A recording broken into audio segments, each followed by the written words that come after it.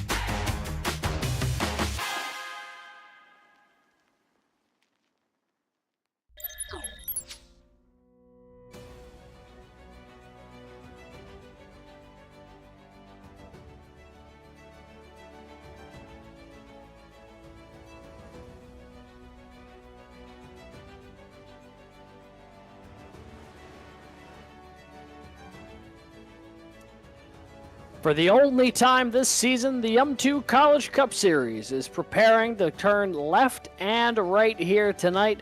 It's the Fast and the Furious Grand Prix presented by Paul Smith's College's Battlefish Academy. Coming to you live from the virtual Road Atlanta here in Braselton, Georgia. Joining us here tonight, producer Lee Kane, co-commentator Brad Daniels. I'm Alex Gagnon saying welcome in. And Brad, it's that special time of year where we take cars who historically have never been designed for the challenge they're about to unfold, and then put them on a track they've never run on in real life. So this is just going to be a whole batch of question marks for the field here tonight. This is only the second time ever we've gone to Road Atlanta, and these cars don't have a setup for it. This is custom-made one specifically for tonight, modified off the Sonoma setup. I would ask what to expect, but I think I have a feeling of what to expect. It's going to be wild. Yeah, I think everyone involved is not ready for what's about to happen. Drivers, commentators, viewers, everyone, I think, is going to be in for a whole bunch of calamity. Not like last week where, that ended up in cautions, because cautions cannot happen this week unless the stewards think so. But I think a lot of these drivers are just going to, try and do what they can with what they've been given. The setup was very, not short notice, but they had to try and do with what they were dealt this week going into here in Road Atlanta. And now I think everyone's trying to get used to each other on the track here today. And obviously, we have a couple drivers that we always seem to talk about at road courses, but I think today we're definitely going to see that quote-unquote skill gap occur for all of those who are used to this left and right turns in these next gens. Yeah, 100%. This is definitely going to be one of those races where you just go, boy, there's someone who has it, or there's someone who's going to have to really battle out there tonight.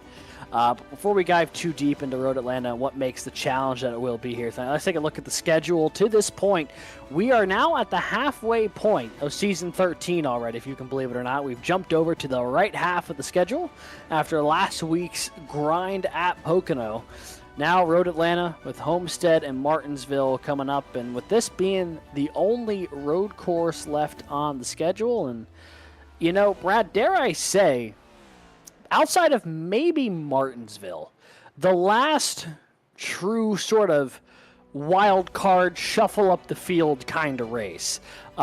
This is the only time, if you've got that road course acumen, that you really have a chance to prove that. And from here on out, it is very much driver's track type ovals. Definitely. I think, the drivers can get into a flow after today with an asterisk next to Martinsville, but I think these, Road Atlanta, Martinsville are going to be the curveballs to a lot of these drivers who might not be so settled into anything outside of a mile and a half, or really those 2 milers that we see so often in this in the YumTwo College Cup Series. So obviously today we're going to see a lot unfold. I think it's going to be a great time to watch as as a viewer and as a commentator. I think the last time we were at Road Atlanta, there was just so much going on and a lot, it made for a great race to watch, and for the drivers it was just so unique And all of that being said, that's why we're coming back. I'm pretty sure, obviously somebody had to have a good time to come back here. Yeah, absolutely. I know this is also a track that is really special to a lot of the admins' hearts. A lot of folks originally from this area who get the opportunity to go here pretty regularly. As you can see here, the Road Atlanta track map, and I guess while we're on it, Brad, we'll talk a little bit about it. This is a 12-turn road course that you primarily see sports car racing on. Petit Le Mans is the big event that you see here for IMSA. This, though, a little bit of a different animal running the Cup cars on it. Oh yeah, definitely. I don't, like we said before multiple times, this isn't a real life combo that we have seen, and these, here in the CIL, we're trying to, push the limits, and I think all of the drivers tonight are going to be feeling the limits. Obviously, as you could tell, we're going to try and figure out what turns people are on, but, with 12 turns, we're just going to try and keep it solid, and, for everyone at home, we can't go through what each turn is until pretty much the cars are on track. So we'll go through what turn is what while, things are happening on track. But for now, you could see we have about 1:20 for a lap here. I know a couple of people in practice have beat that lap record already, and that's pretty much not even, I think you have to fall outside the top 5 to go past that lap record. So right now, it seems like a lot of these guys here are ready for Road Atlanta at least, and it's going to be just hectic. Yeah, and to that point about the lap record, I want to say that is based off of when we came here in Season 11, and that was a different setup than they're using tonight, and the setup they've got tonight looks to be absolutely on rails, because to what you were saying, there was several cars in practice faster than that lap record time, but... while we're thinking about it, last week, Daniel Nanny got his first win of the season at Pocono, and it was tough, but he was able to get there at the end. A big move on that last restart to get out in front. Schulenberger and Keegan Kallick with his first podium ever. Schulenberger's first podium of the season. So it shapes things up very interestingly here if we want to jump to how the points look here at the halfway point of this season. Because a big shuffle up happened last week as well, with some cars having issues early, and there may be some surprise names in that top 10 in the points here. So we'll take a look at that and see what is in store for us here. This is at the midway point of the season, so this is starting to get a pretty good indicator of where drivers are slotting into the fold here, Brad, and. We've got ourselves a pretty tight championship battle, dare I say. We've got, I would say, 4 or 5 pretty legitimate contenders at the moment. Morton on to either Edwin Onofre, Aaron Brown, maybe Maverick Davis if he puts in a couple of good results here in the next couple of weeks. But, it's, a lot of people at the beginning of the year were saying, oh, Morton's going to run away with it, or, oh, Nanny's going to run away with it. And that quite hasn't been the case here through the opening 6 weeks. Yeah, I think if you're really anyone outside of Morton, you're just putting yourself out there trying to say, okay, this is, first half of the whole entire season's over, and you still got a fighting chance, especially if you're in this top 5. You're only 22 points behind Matthew Morton if you're Aaron Brown or anyone above. I think someone we need to give some love to, Edwin Onofre, has been there at the end of every single race, and obviously those results have turned into that 4th place standings position. Schulenberger, we saw a lot of action last week, obviously Nanny as well. So obviously this top 5 has some speed. And even when you look back, Maverick Davis has a win. You have Reese Bayhem, who we've seen a lot of. Same with Doug Newbigging. Drew Williams, I feel like we haven't talked about him enough as well. He's been up there and making things happen. And then obviously Connor Zabozzi in there as well from Kettering. You got Kettering, 2 cars in the top 10. Yeah, it's been a really good start to the year for those guys. We want to jump back here to 11th through 20th. This is where things get really interesting, because these are some folks who either have had some good stints or maybe a couple of really standout performances, but haven't quite been able to string together race after race. The name my eyes gravitate to tonight, Sean Campbell there in 14th for UNC Greensboro, has been absolutely tearing up the track here through practice in the early part of qualifying. Definitely someone to keep an eye on here tonight. He very well could be one of the favorites to win this thing, and he could jump up the standings in a big way after tonight. Yeah, we've seen Sean do a lot on the roadside, obviously, but now being in the YumTwo College Cup Series, the first road course and only road course of this season, I think this is going to be his opportunity to leapfrog some of the people on the screen now. Yeah, so while we have a minute, though, would like to take a second and thank the people who make this series possible. Without them, without their support, we would not be able to go racing each and every week. First off, ECACU Sports adding great value to its member schools by enhancing the competitive experience for hundreds of students seeking to participate in intercollegiate esports. Whiplash SimCams, an iRacing and esports media group specializing in racing and team graphics, iRacing camera packs, and other broadcasting resources. YumTwo. Cooking is better when it's shared. YumTwo is a new couples cooking app that makes meals fun, interactive, and stress-free with personalized recipes, meal planning, and step-by-step cooking guides. YumTwo helps couples bond through food. Join the waitlist now at YumTwo.com. That's YumTwo.com, and get a free week of premium when it launches. And tonight's sponsor, the Battlefish Academy at Paul Smith's College. Want to thank them. The Battlefish Academy at Paul Smith's College is where service meets the outdoors. Designed for veterans and transitioning service members, but open to all. This 15-week certificate program equips you with the skills to launch your own small business and outdoor guiding. The blend of online learning and 12 days of in-person guide-intensive training. At the heart of the Adirondack Mountains, this project and program is like no other. You can check them out at the link listed on the graphic on the screen. And with that, it's going to be taking us to tonight's starting grid, I believe. I believe it's just about that time. Producer Lee, correct me if I'm wrong, but I think that's where we're at now. Alrighty, we'll be cutting to the grid in just a second here. Here we go. And boy, oh boy, Sean Campbell, a 120.339, 1.3 seconds faster than the next car in line. What an absolutely blistering qualifying lap for the 9 car. UNC Greensboro looking strong early. Lucas Moody in the 13 rolls off on the outside of the front row with a 1.3 seconds back on that time. Row 2, as we look to the screen here, Ryan Whitlock in the 81 machine, winner from the Chicago Street Race last year, looking to pick up his second career road course win. And R. Muhammad Alif, the all-time leader in road course wins here in the YumTwo College Cup Series, rolls off 4th in the 12. Jake Cummings from Converse rolls off in 5th in that 95. Clinton Halterman in the 100 rolls off to his outside. Row 4 is the points leader, Matthew Morton from Ohio State. Reese Bayham from Auburn rolls off in 8th. And rounding out your top 10, it's going to be Ricky Paz from Valparaiso University in the 19, and Daniel Nanny in the 30 for Ball State. Starting in row 6, we have Hunter Hidesti from Clemson University, and 2 is outside Maverick Davis from Kettering.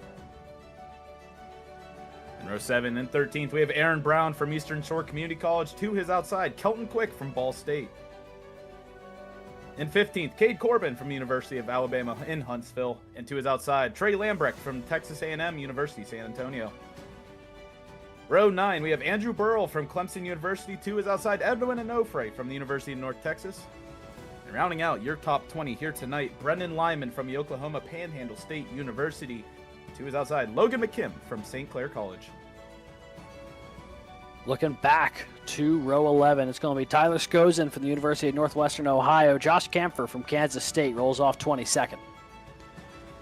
Brandon Schulenberger from Wingate, podium racer last week. He'll finish 23rd. Austin DeLong with the Penn College of Technology, 24th. Ethan Decatur from Valparaiso in that 111 machine rolls off 25th. Alongside him, Aaron Ramon from Texas A&M International. 27th here tonight will be Brian Ferwetta from Embry-Riddle University in Florida. Nick Stockner from Clemson rolls off 28th. Ronan Suarez from Santa Monica College rolls off 29th. Doug Newbinging in the 07 will round out the top 30. And I might need an update on this, but I believe everyone back on from here might be disqualified due to the 107% rule here. Because Sean Campbell laid down such a fast lap, but we'll get confirmation on that. So, Michael James from Drexel University in 31st, and Alex Jones from Rose-Hulman's Institute of Technology's 32nd.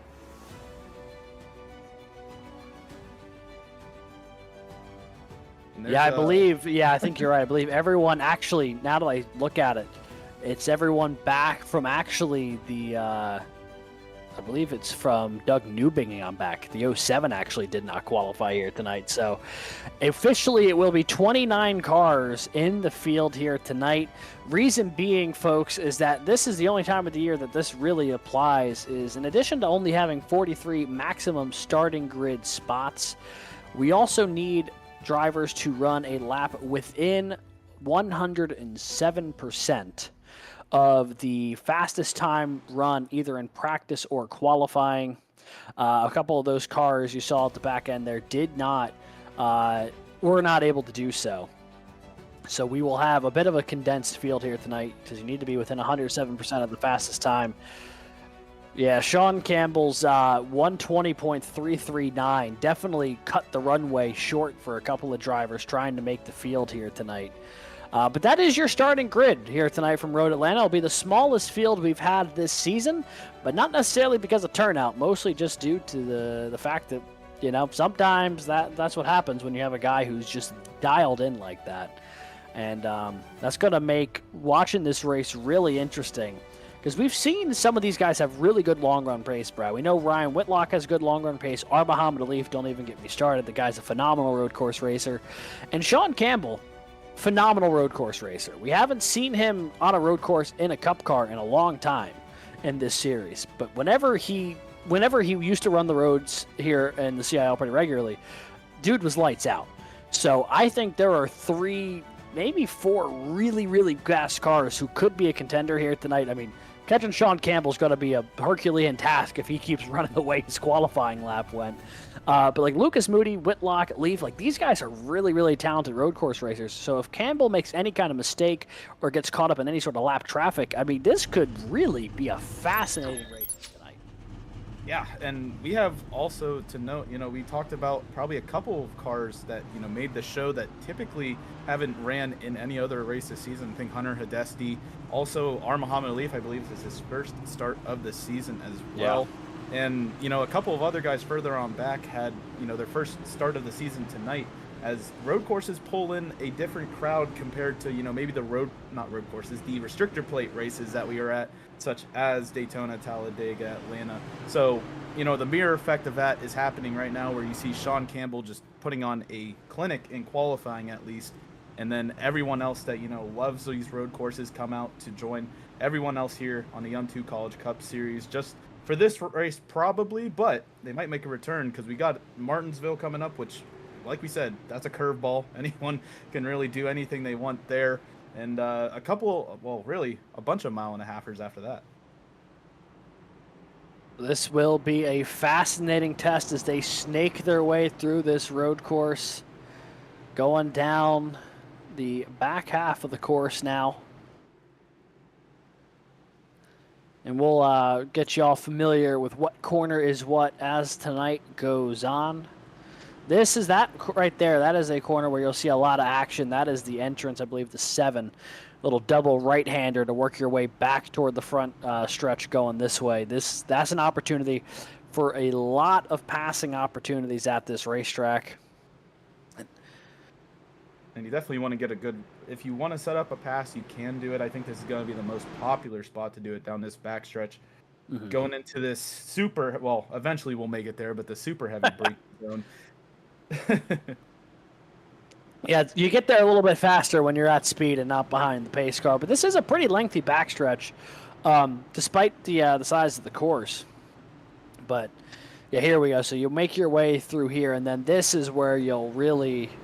This is one of the trickier parts of the course, kind of. You can see it there. That left-right hander, big old sand trap right in front of this corner if you overshoot it. And with how long this backstretch is, I have a feeling we'll see a couple cars maybe end up in there tonight.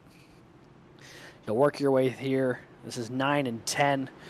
This little 10A, 10B situation going up the hill and then bottoming back out on the run to the start-finish line. Pace car is going to peel off. Green flag high in the air over Road Atlanta. And we are racing here tonight, going left and right in the YumTwo College Cup Series. We're going to try to keep as much eyes on as much action as we can, but you can see Sean Campbell getting a heck of a jump, already about 3 or 4 car lengths out ahead, and I have a yellow flag on my screen. I also have a yellow flag on my screen, which, let me tell you, shocking to me that we even got one. I know Josh Camphor was sideways a little bit going through turn 1. I don't know if that was enough to bring out a full course yellow, though. I'll be entirely honest with you, Brad. I don't remember the last time I've seen a yellow on a full course caution situation at a road course. It's been a long time. Well, I think not Road Atlanta, we were here. At the Chicago Street Course, I believe was the last time, because if my memory serves me right, we had a full course yellow. I mean, obviously that is a much more narrow course than Road Atlanta here. So obviously that's kind of expected, but with Road Atlanta, with how much, breathing room you kind of have, and especially it being this road course, you would think, there's not going to be any full course yellows, but here we are immediately. Yeah, immediately indeed. So, well, this race, as quickly as it got going, got kind of checked up. So let's, I guess we'll see if we can find a replay to see what happened here. It must have been something deeper in the field. My first thought is with the 82. I saw him sideways in turn 1. Granted, I know he was not the only car sideways in turn 1, but that might be at least a starting point to see what happened here on the old instant replay machine.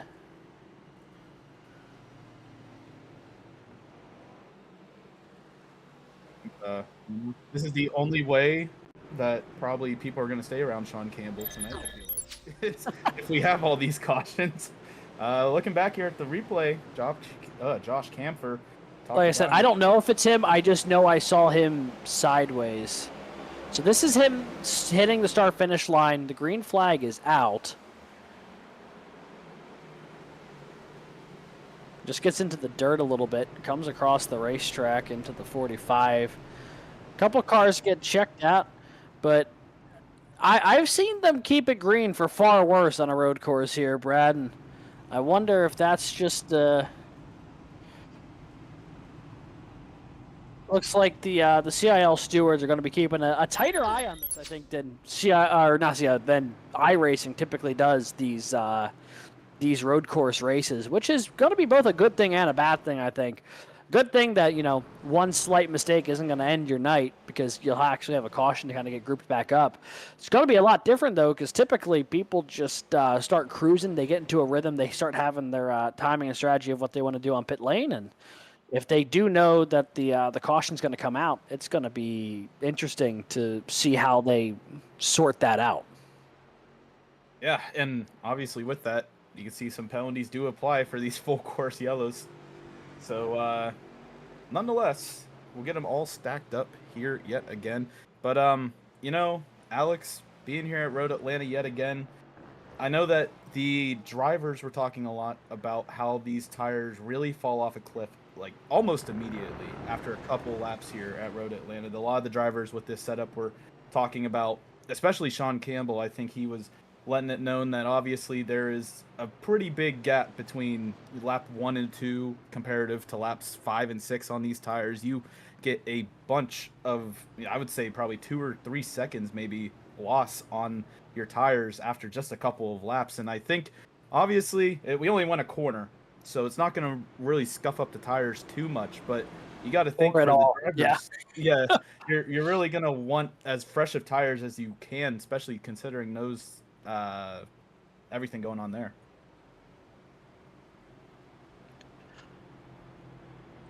So the field is going to get stacked back up, I think, this time around. The field has caught the pace car. So we'll be doing another lap around here. And we'll see if we can keep this thing rocking and rolling on the next go-around. Easier said than done, of course, but this does change the strategy for this race a little bit. I don't know if we had the time to pop up the race analysis earlier, but maybe no better time for it than right now. It's a nice race, of course, being 50 laps. The estimated fuel window probably about, about 25-ish, probably about to be able to split it. So Be custom setup tonight. 4 sets of tires over the wall. And yeah, it's... So yeah, we may sound a little lost for words up here in the booth here tonight, and that's mostly because we were fully settling in for what was going to probably be a caution-free night otherwise, just because that's the nature of road course racing on iRacing 99 times out of 100, but not tonight. There's the race analysis. And I think last week, along with a couple other races, I think we hit our quota for cautions, and I was expecting Road Atlanta to be the one place we can maybe get that average back down, but here we are. But obviously you can see it's a fixed setup for everyone here. I know that a lot of other, road course racing might have those open setups where drivers are free to modify the cars how they see, but all these drivers have to sit in the same fixed setup, and that speaks a lot more to Sean Campbell's ability than anything else, since he's given the same cards as everyone else in this field. And Ryan Whitlock now made his way up to second on that first turn. Obviously being on that inside line helped out a little bit there, but now he's going to have to line up alongside the 9 and see if he can maybe not get as fumbled back as Lucas Moody did on that first attempt of the green flag. We'll see if maybe there might be another attempt for... I don't know how many times. I'm really hoping that there's not too many times that we get to see who gets. Yeah, I'm hoping the attempt number ends at 1. I hope that is what remains here, is one more attempt to try to get this thing rocking and rolling. But, all right, let's set the scene a little bit here, folks. Not a whole lot has changed here in the opening couple laps, but to Brad's point, field has shifted just slightly. So now your front row, Sean Campbell, Ryan Whitlock. Lucas Moody drops back to row 2 with Jake Cummings, who was able to get past Muhammad Alif. Alif runs 5th alongside Ricky Paz, who's up from 9th to 6th. Other notable movers, even in just a couple corners we had. Hunter Hidesti's up from 11th to 8th. Guys like Brendan Lyman's up from 19th to 15th. Tyler Skozen, 21st to 18th. There's some cars moving. Connor Zabosian, 35th to 24th. Granted, he was behind that caution, kind of worked his way through. But, yeah, should be interesting to see as they'll make their way down the hill. Pace car back down pit road. It'll be Campbell and Whitlock trying to lead the field. The green once again. And the green flag is out. We are racing once again at Road Atlanta. Whitlock did a great job to stay alongside the 9. You can see Sean Campbell's able to rocket ahead, though, through turn 1. And going up through the S's now, that uphill, back downhill. You can see the Ball State teammates behind are battling for third. Muhammad Alif and Lucas Moody.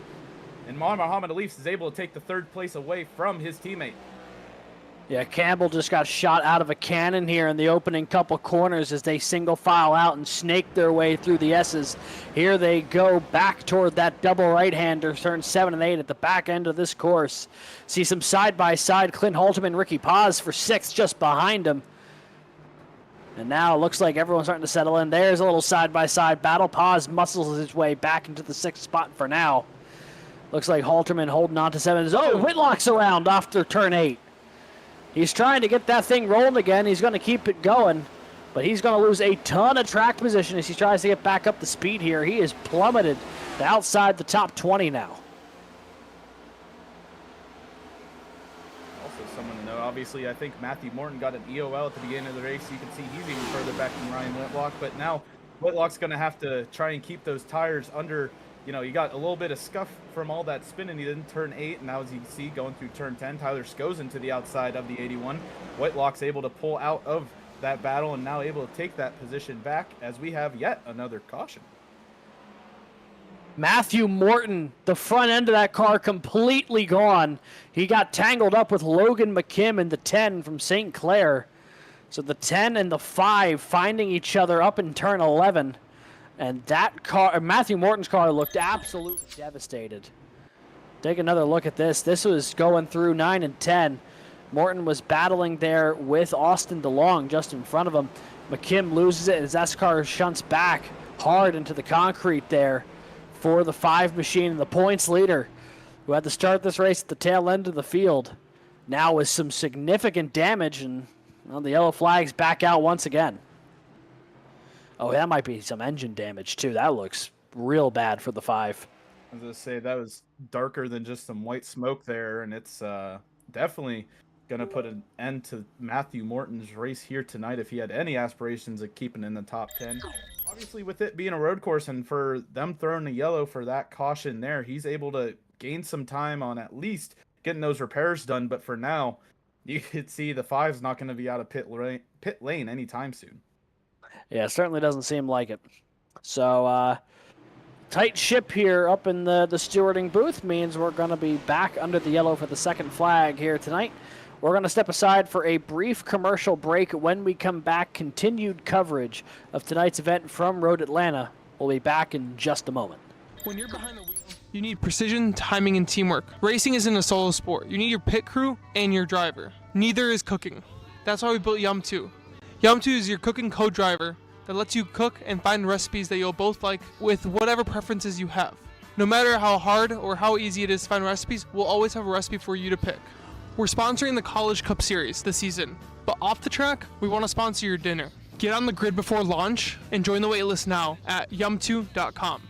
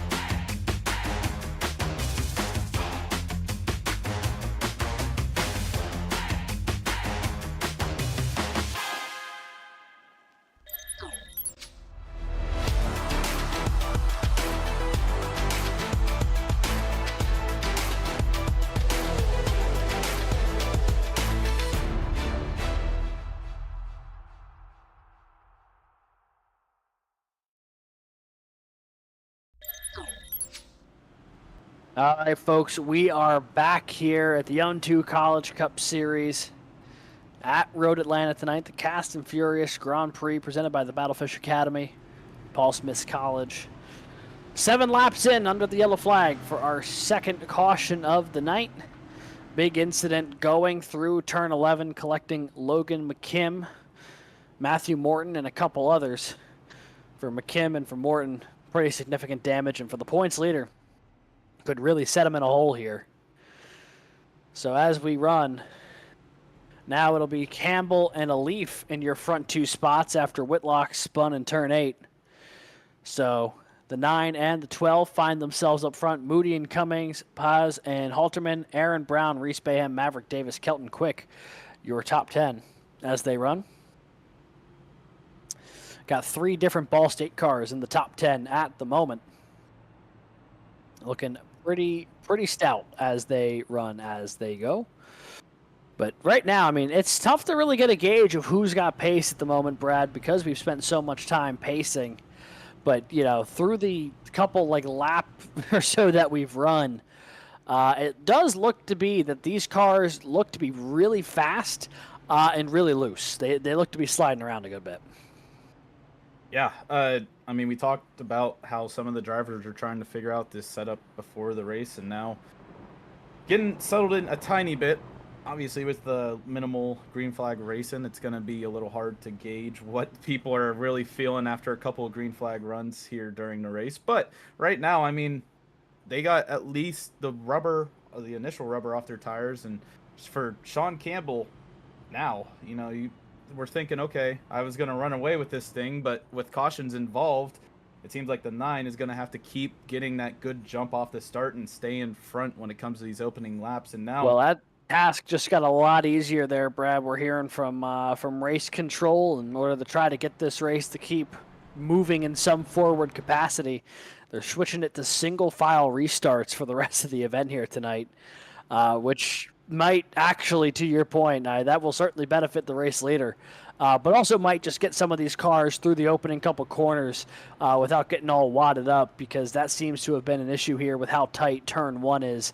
I mean, this front stretch at Road Atlanta is honestly pretty small. The longest part of this track is the run down the 7 and the backstretch in the 9.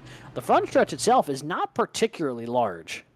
Yeah, absolutely not. I mean, these guys definitely are just going into that left-hand turn onto into the green flag, so they don't really have that much of a run. A lot of these guys are actually in a bad position whenever they have to do some restarts. But right now, Sean Campbell has a mirror full of our Muhammad Alif, and he's going to coming to the green flag next time by. As you can see, the caution lights are still on the pace car, so we have one more lap of pacing to go. Yeah, lights are off on the pace car, and you know we're gonna try to get this thing going this time around. Easier said than done, though. That is definitely for sure. But we'll see what was up. And one thing to note, I mean, I don't feel like we've talked about Ball State too much this season. I know Lucas Moody, Kelton Quick, and others have been, around this season, but I feel like when you come to a road course, you especially see Ball State pop out, and right now 3 of them in the top 10. You can see 2 of them in podium positions of Lucas Moody and R. Muhammad Alif. And, Lucas Moody, I think somebody very underrated when it comes to considering road course drivers. I think thinking back to the Chicago Street Course, Road Atlanta last time we were here, Lucas has been very fast, keeps it very consistent, and if it wasn't for Arman Muhammad Alif, I think he would be obviously that front runner for the road courses for Ball State. But when it comes to the all-time road course winning driver and Arman Muhammad Alif, it's kind of hard to compare yourself in that sense. But right now, if Alif wants to continue stretching that gap to the rest of the field for road course wins, you can see it right there. The 9 machine is going to be that mountain that he's going to have to climb up. Yeah, to your point a second ago about Lucas Moody compared to R. Muhammad Alif, it is like the curse of being good when you're stuck next to like a generational talent. Like, he's got so much talent, he's constantly in the mix, but even on his own team, definitely the guy that not the eyes gravitate to first, just because Alif has been that good. This is the 9th ever YumTwo College Cup Series race on a road course. Of the previous 8, R. Muhammad Alif has won 3 of them.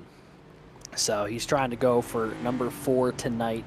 Other previous road course winners here in the YumTwo College Cup Series: Thomas Toomey for the University of Virginia, Clinton Halterman, who's in the field here tonight for UNC Charlotte, Ryan Whitlock from Alabama Huntsville, who won last year at Chicago. Matthew Morton has one. You see the field trying to get themselves sorted out, and Jake Cummings from Converse also has picked up one. So. A bit of a spread, but it all centers on R. Muhammad Alif as the green flag is back in the air. We are racing once again, and Jake Cummings with a great launch to the inside of Lucas Moody jumps right past him for 3rd, and everyone going to try to chase Sean Campbell up the hill here through 1 and 2. Especially with these single file restarts, it's going to help everyone get through these S's a little bit easier. Ricky Paz, you can see also on the back bumper of Lucas Moody now, trying to intimidate a little bit. You don't want to be trying to do any passing. I thought the 19 somehow got his nose in there, but thankfully, I think for both of them, they're going to keep it single file through the S's, and now going back through turn 5 into turn 6. Clinton Halterman get easily around the 19. Wow. Yeah, Halterman made the run there in the 7. He'll take that spot away. He moves up now into the top 5. Halterman, not a guy we talk a ton about on these road courses, but his first ever College Cup Series win was at Watkins Glen at a dramatic road course finish where he held off his teammate Jared Kaler. He's got the tools to make it happen right now in 5th, trying to track down Lucas Moody just in front of him. We're going here now. Looks like everything has kind of settled in amongst these front couple cars. Sean Campbell, R. Muhammad Alif, though, that's where the lead battle is. They are stretching out a gap to Jake Cummings in 3rd. You see Alif there. That's the gap to Sean Campbell, and you can see it is a healthy gap back behind him. It is really these 2 guys, and then already the field trying to reel them in, but having a time that is easier said than done. And, looking at all this, you're thinking, wow, the 2 up front, I don't know if it's just them or everyone else, but if you went in, I think anyone, if they tried to race against anyone else in this top 20, you got Ryan Whitlock, who we've talked about numerous times. He's a great road course runner or racer, and currently 16th after that early incident. But you see a lot of these guys as we're scrolling through, all these guys have speed. We've seen it throughout the entire races. Whoa, it looks like Hunter Hidesti was going up. Oh, well, not Hunter Hidesi, my apologies. Andrew Burrell and Kelton Quick getting at it in the S's as Ryan Whitlock is right behind those two. They're able to sort it out. Now Whitlock looking around the inside of Andrew Burrell. Burrell's going to get to the back bumper of Kelton Quick, but it looks like Whitlock has the inside as he goes through 7 into 8.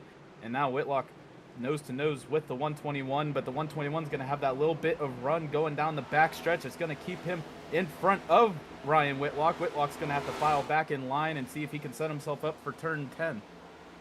Yeah, here they go. Couple of really talented road course guys here in Andrew Burrell and Ryan Whitlock, currently in the middle of this field, trying to get themselves sorted out. Looks like everything's good and fine for now. Late dive there. I think that's Daniel Nanny making a move just behind him as the 30 continues to work his way back. We'll take a look here. There is the 30. Last week's winner at Pocono. He's up to the 19th position, looking for more.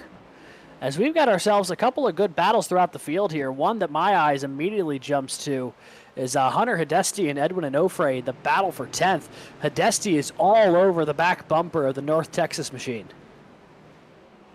I mean, Green Machine trying to just keep it in front, keep that top 10 position, keeping that consistent consistent results from every race. And right now, 10th place is a great spot to finish. You can see a couple of guys getting in the dirt as now Hunter Hidesti gets the better run coming out of turn 6 into 7 now. Hidesti looking to the inside, but Edwin Onofre is going to close that door. The 199 able to stay in front and now has the preferred line through turns 7 going down the backstretch. Yeah, here they go down the back straightaway. Onofre has it. Hidesti's trying to claim it. So they'll make their way into the heavy braking zone. That is turn 9. Looks like he's too far back to make anything happen on that run. Just behind him, though, Brennan Lyman trying to defend from Cade Corbin. The 08 took a peek to the inside, and 9 wasn't able to make it stick. Lyman holds on to 12th for now. And that 78's on the move, Brad. He's up from 19th now to the 12th position. And looking further back here, you can see Brian Ferwetta looking to the inside of pretty much everyone that he can there. Lee Winters is in front of this pack as you see a bunch of guys just trying to figure out where to go. But Brian Ferwetta from Embry-Riddle is able to get that 27th spot, looking for Lee Winters from Vincennes.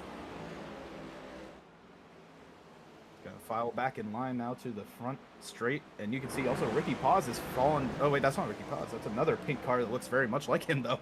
I think that was Ethan. Decatur we saw there. I think they're running similar paints tonight. But Ricky Paz currently sitting in that 6th position. There's Ethan Decatur in the back of this mess, trying to sort his way through things double wide in front. Connor Zabosian trying to work his way past Lee Winters. Boy, they are running out of space. The S's is not a place you want to be side by side. Winters holds on to that spot for now. Boy, oh boy, things are getting dicey here as everyone's trying to find themselves a little bit of running room. Side by side again, Zabosian and Winters. Alex Jones diving to the inside is Sanchez. Sanchez, though, with a little over-under, gets the spot back. The 26 in front. Now the 45 losing out. The Rose Holman machine dropping the wrong direction as someone's doing it through the grass there. I think that's Michael James in the 99 for Drexel.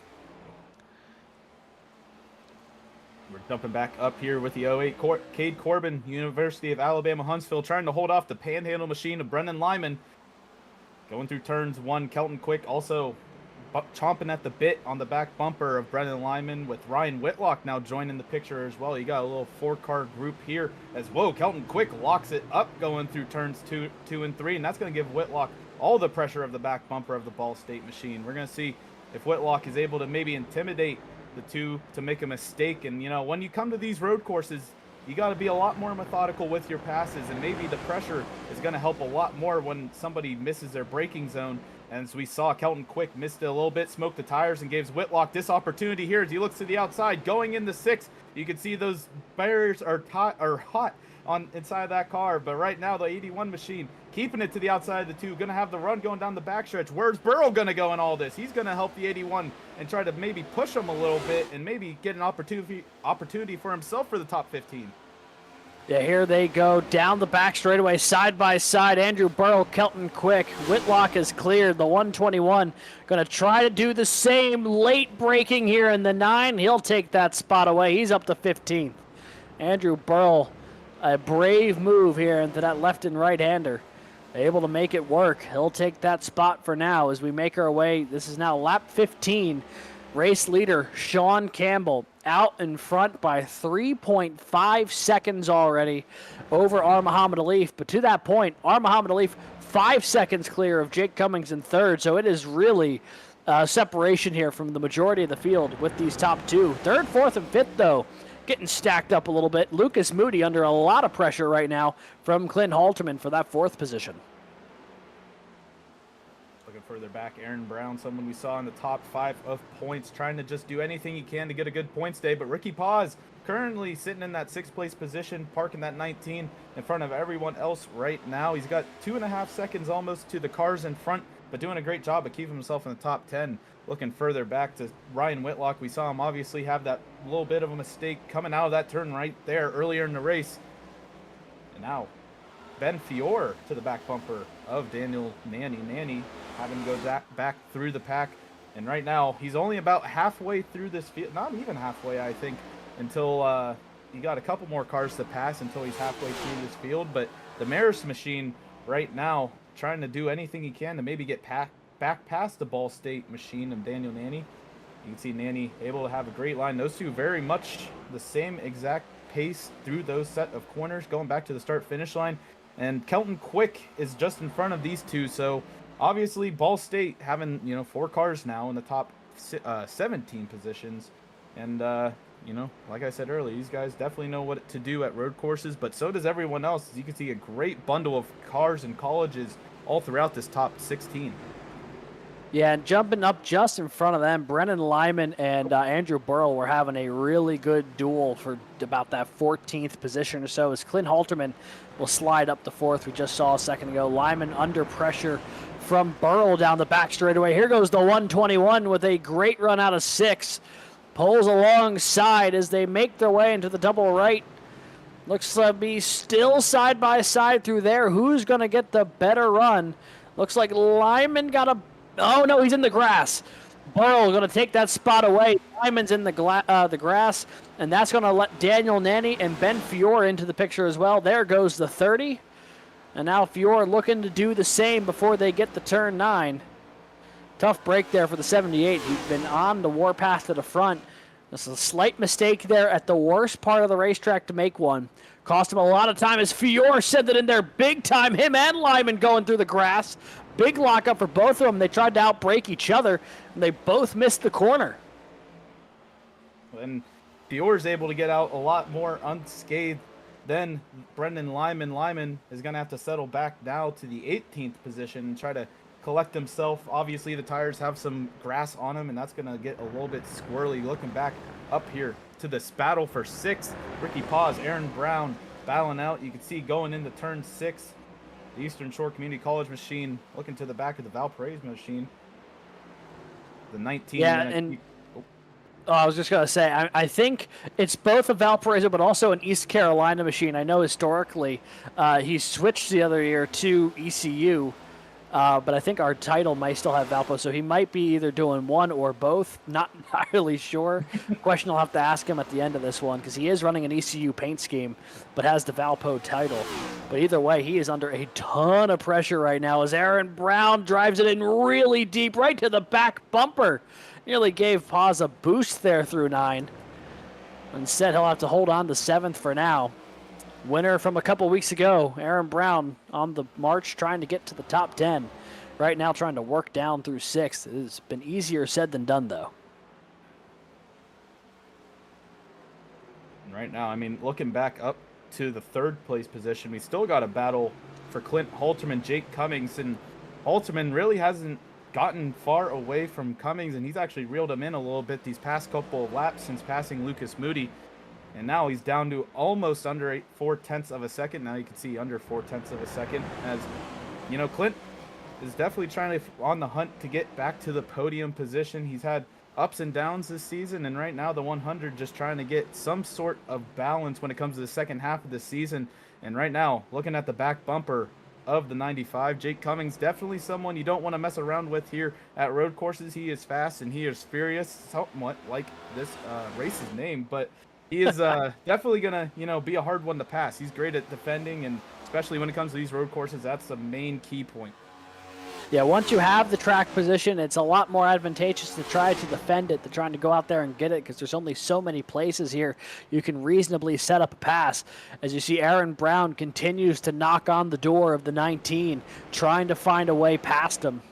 Nothing yet, though. He's getting a little bit of a draft down the back straightaway, gets him close in turn 9. He's just not able to hang with the 19 through this last section of the race course going down to the start-finish line.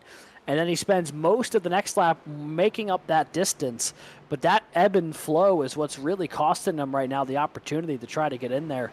As, we've got a couple of really good battles in the top 10 right now. This is one of them.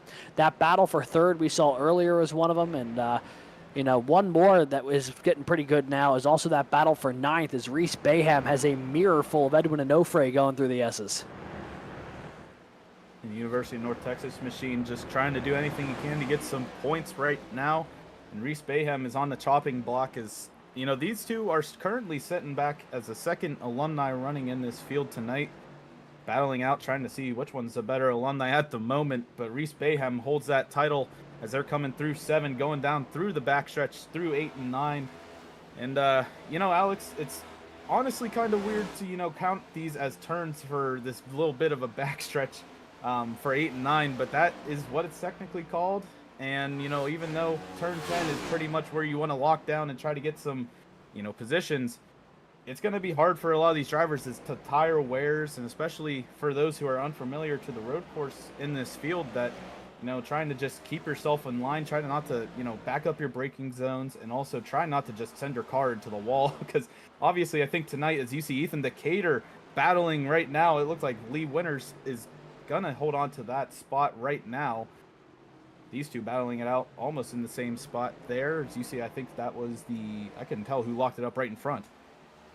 Yeah, it looks like he's trailing right now, Brian Ferwita and Connor Zabosian, but Decatur stuck in the 27th spot right now, having a tough time making any real forward progress as he lost out big time on turn 8. That's the thing. We saw it with Brennan Lyman earlier. Just saw it there with Ethan Decatur. There's a lot of places up this racetrack you can have a little bit of a bad exit. And, yeah, it's going to cost you time, but maybe it isn't going to be a huge detriment. Having a bad exit, though, coming out of, turn 8, is an absolute killer, because this straightaway is by far the longest part of this race course. And if you have a bad exit in 8, that entire backstretch going into the 10A, 10B situation is truly just, you lose so much time, and we've seen it multiple times here tonight where that has just been an absolute killer. As Reese Bayham getting up here, the Maverick Davis, 8th, 9th, and 10th, all stacked up on top of each other. The Kettering machine trying to hold off Auburn and North Texas through 11 and 12, and right now we've got ourselves a little three-car battle here just inside the top 10. That especially Edwin Onofre has not got off the back bumper of Reese Bayham. I think Bayham has been able to keep his cool no matter what has happened behind him, but now trying to pressure Maverick Davis into doing anything, try to open a gap, try to get an opportunity to get past. But regardless, Edwin Onofre just matching blow for blow with the 334s. We have a little bit of lap traffic interfering as Jake Cummings put him at 4 wide. Oh. 4 wide going into 7. How do they figure that out? Jake Cummings trying to hold off Glenn Halterman. Somehow they got through that unscathed. There's more cars around in front of him. I think that's Wesley Shaw. Cummings, by some miracle, has held on to 3rd. He has Halterman and Moody stapled to his back bumper, though. Boy, how did they get through that in one piece? I could have swore that Halterman and Cummings were about to wipe each other out, and that may still happen here as they are flying into 10. Well, Cummings is given a heck of a block going into 10, and Halterman has to do, can't really do anything and has to follow back in line. Lucas Moody caught back up to these two. I think he lost touch with these two for a moment, but, considering all of this, they still got all this, this craziness happening, but this is all happening now 17 seconds behind, 18 seconds behind the leader. As Sean Campbell's just ripping it up against everyone else. Muhammad Leaf trying to do his best, but these guys, as much as battling as they're doing, I think Sean Campbell pretty much can put on autopilot for a couple of laps. I mean, we definitely talked about Alex early in the race. You brought it up that Armahama Leaf is a great long-term racer, someone who, he keeps it on the track, the better he becomes. And, I think if we're going to see anyone try to catch up to Sean Campbell, it's going to be him, because these guys right now can't get away from each other for the third place position. Now they continue to duke it out here. Jake Cummings still holds that spot for now, but the gap to Clinton Halterman is as small as it was last time around. The 100 going to try to get back on the throttle here. Got a little bit of a bad exit out of 8. Going to cost him a little bit of time. And even though he'll make up a little bit of that ground going down the back straightaway here through 9 into the 10A, 10B situation, not going to be enough to make a move, so they'll settle in 3rd, 4th, 5th. Still the running order for Cummings, Halterman, and Moody. That being said, that battle significantly compressed compared to where they were running a moment ago. And that lap traffic didn't affect just these 3, because there's other cars who are in that battle right now, and I think one of those cars as well might be, I was going to say Daniel Nanny, but I actually think he may have just come down pit road. The green flag pit cycle, I believe, is starting to begin. Reese Bayham down on pit road. He is the first car to make the stop here to try to make this thing to the end of the race, as Nanny and Burl battling for 13th. Nanny's going to send it up the inside, going into 1. And he is just going to absolutely take a stronghold. As you see Ben Fiore also join in on the party, getting to the inside Andrew Burl. They're going to have to try and figure this out as they start through the S's through 3, 4, and 5. Ben Fiore from Maris is going to be able to take that spot away from Andrew Burl. So real quick, the 121 lost a couple positions in the matter of 3 corners. And now he's going to have to try and regroup and get back up to these 2. But they really just put Andrew Burl on the chopping block there, and just got right around him through the S's in the first turn. So Daniel Nanny still in that war charge through the field. He's currently up to 13th. As you see, someone went wide. I believe that's Wesley Shaw, as we see. Yep, that is the 73 of Wesley Shaw getting back onto the track there. But Cade Corbin is also right up front of these guys, and Ryan Whitlock also on that war path to try to get back to where he started. And, the Alabama Huntsville teammates might be trying to, obviously get back into the top 10. Have a great day for Alabama Huntsville. These 2 having good so far. As you see, I think that's the 45. Alex Jones sends it into the dirt. And for now, he's able to keep it forward for Rose-Hulman Institute of Technology. Yeah, he's had a bad day so far. He's been off on the dirt a couple of times, just trying to keep this car in one piece, rolling around this racetrack. One more thing about Ben Fiore while we've been talking about him, because I think it's been very interesting to see. He's done a great job tonight staying right in the tire tracks of last week's winner, Daniel Nanny. And you'd think, oh, well, Fiore is just following someone who won last week, following a fast car around. But Fiore, I mean, he's last time we came to Road Atlanta, he was in that race. He finished 5th. That is a very fast driver at this track here. As you see, they're starting to get stacked up now with Cade Corbin. This is 12th, 13th, 14th. And up ahead of them, we were seeing there was some battling going on as Lucas Moody, Clinton Halterman, Ricky Paz, and Aaron Brown all got together here in that 3rd to 7th range. Here goes Hidesti to the inside of both Fiore and Nanny. Not able to make that work for now, but got a couple of teammates together in Burl and Hidesti. A couple of teammates up ahead in Corbin and Whitlock. Cars starting to find each other out there, as Nanny now has driven himself up to 12th. It's been a slow, steady march for last week's winner. Talking about marches, I mean, I don't know if you said it, Alex, earlier. I don't think I heard it, but Ben Fiore starting in 36th, now up to 13th. Wow. He's getting up through the field, and it's going the right direction, especially considering all these green flag laps. Now, as you see, Aaron Brown, Ricky Paz battling out for 5th, going into the S's. Aaron Brown, I think, has been trying to make this work for the last 20 laps or so. And unfortunately for the 16, yet again, he is stuck to the back bumper of Ricky Paz from East Carolina. Yeah, Aaron Brown almost had it there through the S's, just didn't get a good exit through one of them. Had to get off the throttle a bit, lost that time. They are now battling for 5th, though, instead of 6th. That's because Clinton Halterman last time around came down pit road trying to get an early stop in compared to some of the other cars in that lead group. Is Aaron Brown losing it off of 8. He was able to save it, but Maverick Davis going to roll right on by. Here comes Edwin Onofre into the picture as well. Aaron Brown, a big moment there off of 8. Almost had a very different race from how good he'd been driving here through the opening 26. And especially, you want to think about all these drivers, they've gone through 2 cautions, but regardless, if you pit now, you still got about 23 of green flag laps that you have to run on this last set of tires. Granted, I don't think there's going to be any more cautions. That's why I'm saying you can't pit anymore after this. But nonetheless, I mean, you're trying to split this in half. And with those caution laps, you're currently still not even halfway. I think we got about 2 or 3 more laps until we get that halfway mark of green flag racing. So for these guys coming down early, they're really banking on the fact that this second set of tires is going to do them good. So you see Ben Fiore, I think, got out in the grass a little bit there, but now Daniel Nanny looking all up on the back bumper of Kate Corbin. Yeah, Nanny and Corbin, this is the battle for 9th. Is the pit cycle underway here at Road Atlanta? A couple of cars who are all down pit road. Ryan Whitlock was one of them. Clint Halterman, Reese Bayham, Brandon Schulenberger amongst them, so a couple of takers here. Everyone else, I'd imagine, only a couple laps away from doing the same. As Fiore, Nanny, and Corbin battle 9th, 10th, 11th on the racetrack. Nanny was trying to fight his way to the inside. The opportunity didn't present itself, but it might present itself here for Fiore, who's right to his back bumper now in 7. And I mean, Ben Fiore, Corbin's around, right in front of both of them.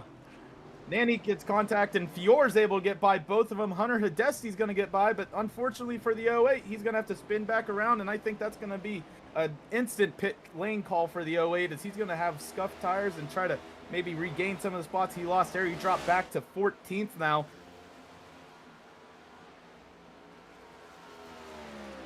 That's a brutal break there for Cade Corbin in the 08 machine. Lucas Moody, Aaron Brown, both down pit road now. Some more cars pitting from this lead group. As you see Maverick Davis and Ricky Paz battling for that 4th position.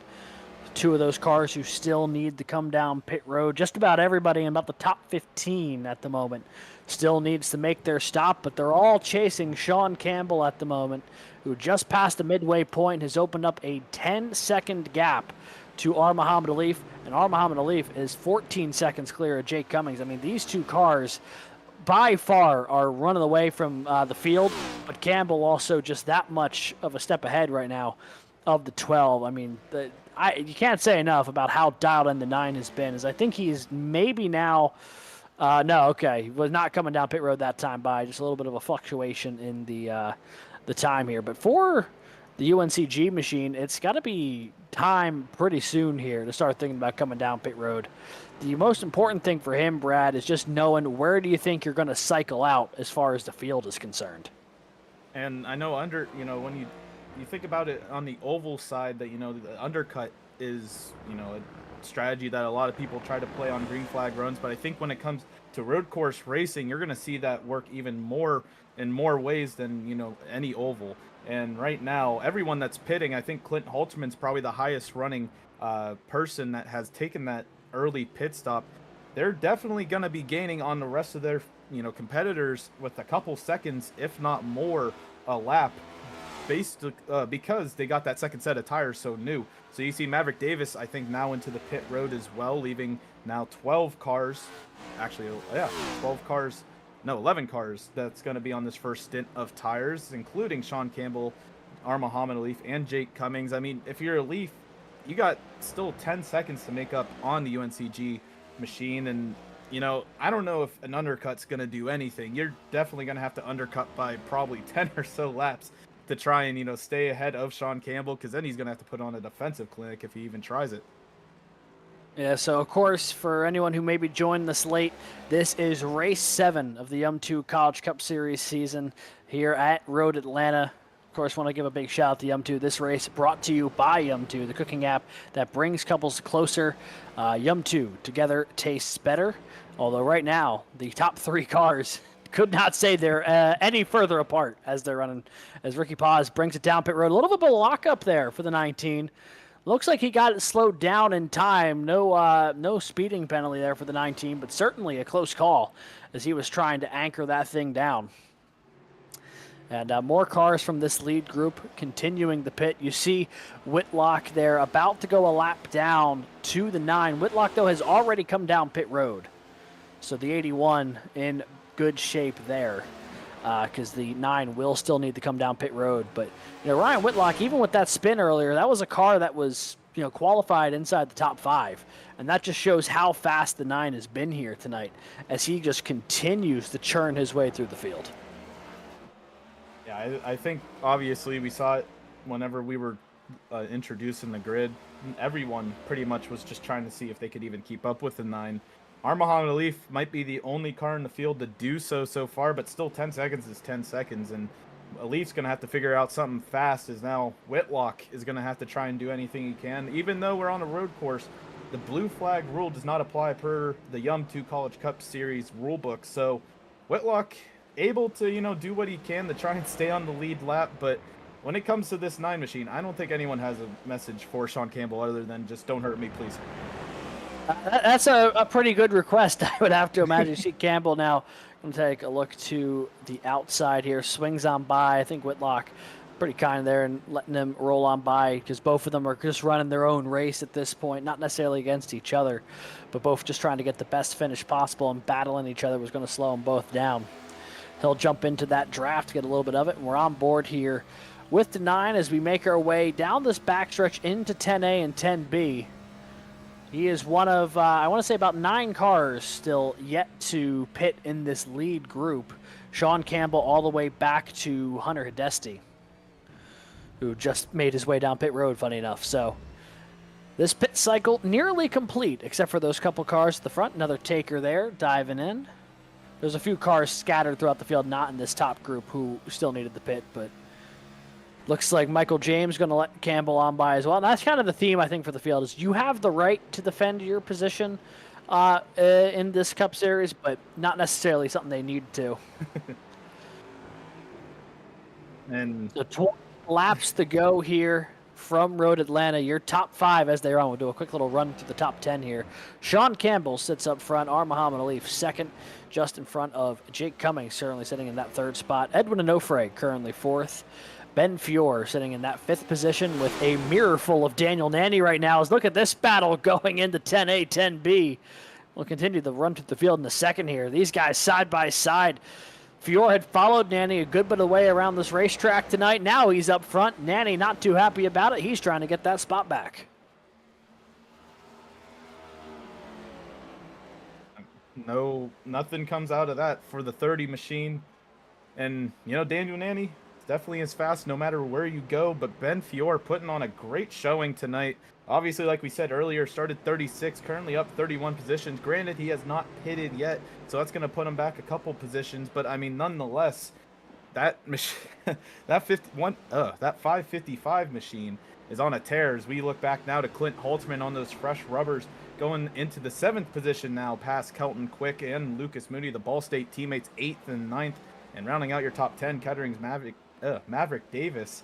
And, you got Ricky Paws right there as well. These two just, keeping at each other. The East Carolina machine just trying to do anything he can to get back into the top 10. Obviously, the pit stops will help his cause, but for now, I mean, all these guys are just trying to gain on anyone that hasn't pitted yet and maybe get some other people on the way. But if you're looking at this top 10, Alex, a lot of these guys, I don't think you can really look at any of them and say that, it's just because they're sitting on this other or other type of pit strategy. Everyone here has been very fast tonight. Yeah, these are the cars, a couple of them who have still stayed out. I mean, there's a few cars now who have come down pit road.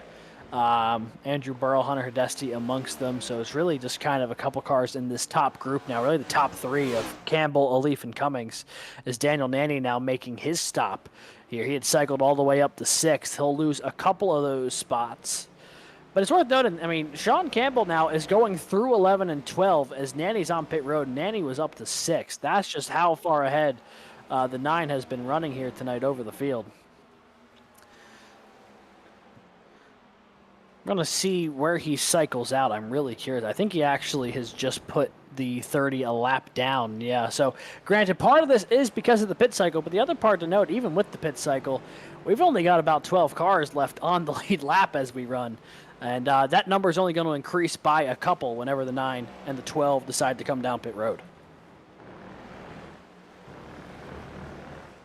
And honestly, Sean Campbell is so far ahead that I'm trying to look at the scoring on my side, and iRacing is giving me a little bit of trouble because they think he's behind other cars. So I don't know what that's about, but nonetheless, it's just, you know, Sean Campbell's race, and we're just living in it right now. Muhammad Alif's 12 seconds behind, and you know, not losing much time as he was before, but it's still 12 seconds nonetheless. Jake Cummings almost 20 seconds behind Muhammad Alif, and then you can see pretty much, like you said earlier, Alex, back until Clint, you got just a big gap between positions, and everyone is really just trying to do what they can with the tires they're dealt. And right in front of them, Brandon Schoenberger, who we haven't talked about much today, he's currently a lap down in 27. Here goes Campbell down pit road. The reason I wanted to mention that, Brad, sorry to cut you off, but something to keep an eye on there is that Alif is going to stay out, which means he is going to, at least temporarily, cycle to the front, probably for about a lap. But something to keep an eye on, the largest ever margin of victory in a YumTwo College Cup Series race over its 13 seasons and over its 120-plus races was Muhammad Alif at Montreal a few seasons ago.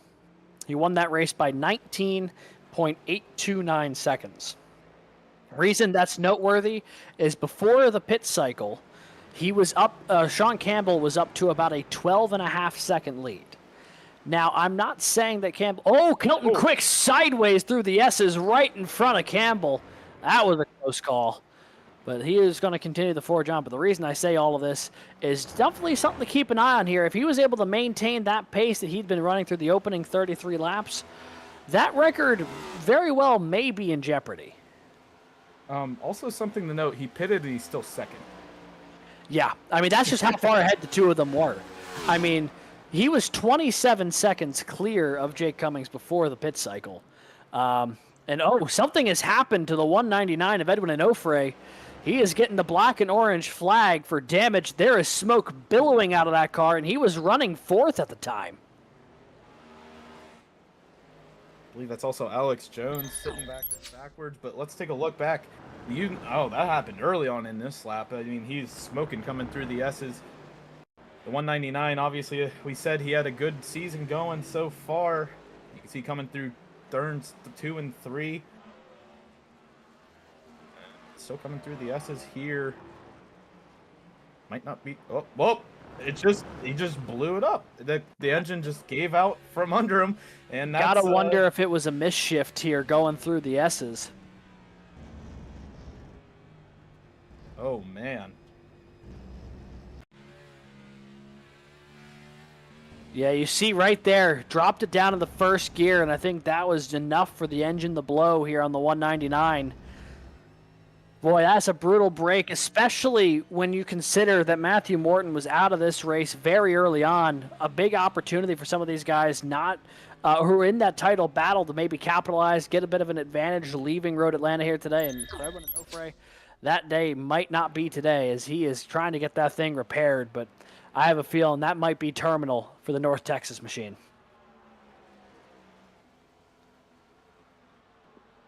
And looking at raw pace right now is Muhammad Alif coming down pit road to get some new tires on that 12 machine.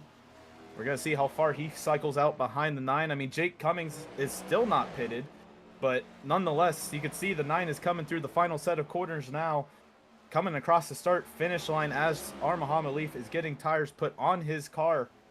That's going to definitely...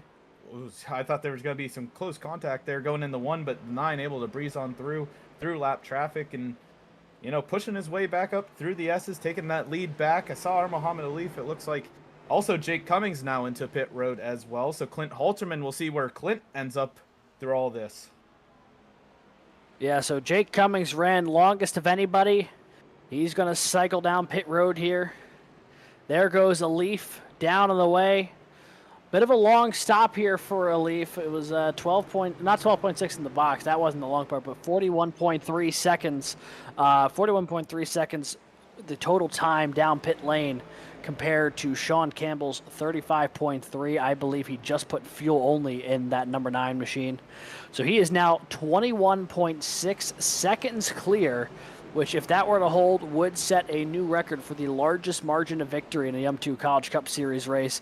This, however, has a lot of race to go. As we see Clint Halterman now up to third. He's ahead of Lucas Moody by about a half second. And these two cars, before the pit cycle, were glued to each other. They took very differing strategies on when to come down pit road. Well, not very different, a couple laps different strategy on when to come down pit road, but they have found each other on the racetrack once again and are trying to work their way through lap traffic, which is easier said than done right now. Seems like there's just a car everywhere on this track right now. You can just see the calamity happening behind Clint Halterman, and that's what Jake Cummings is trying to battle through to catch up to both him and Lucas Moody. You see that, I believe that's Lee Winters and another car back there now in front of the 95, and you know, that's we typically see in ovals, lap traffic has an impact on a lot of these lead lap drivers, but when it comes to road courses, obviously it's just it's a whole different type of element. We jump back to our Muhammad Alif, now almost 23 seconds behind Sean Campbell, and you know, that 9 machine still with those old tires pacing only about a second behind the normal laps for everyone here today. So I mean, regardless of what tires he's on, he's still keeping them relatively around the median of everyone. Yeah, the two of them have just been lights out fast tonight, but got some good battling for 5th on back. Jake Cummings has a mirror full of Maverick Davis right now for that 5th position. You can add Ricky Paz to the mix as well. This is 5th, 6th, and 7th. They have all made their stops down pit road. Drastically different tire situations, though. The 95, while his tires are a little colder, are 8 laps fresher than the 15, so he is trying to get away from Davis and Paz at the moment. The 95 has had a really good run here tonight, been in the top 3 basically all evening long. Oh, yeah, Maverick Davis around in turn 8, trying to get this thing going again. Aaron Brown going to go on by. Ricky Paz, of course, went on by, so now the 15 drops down to the 8th position. Just sending a little too hard there, it looked like, for the 15. That's going to give Ricky Paz a free spot and try to maybe crack into the top 5 as he has Jake Cummings in his radar. But there's a couple lap cars until Lucas Moody and now Clint Halterman also as Brendan Lyman down pit road.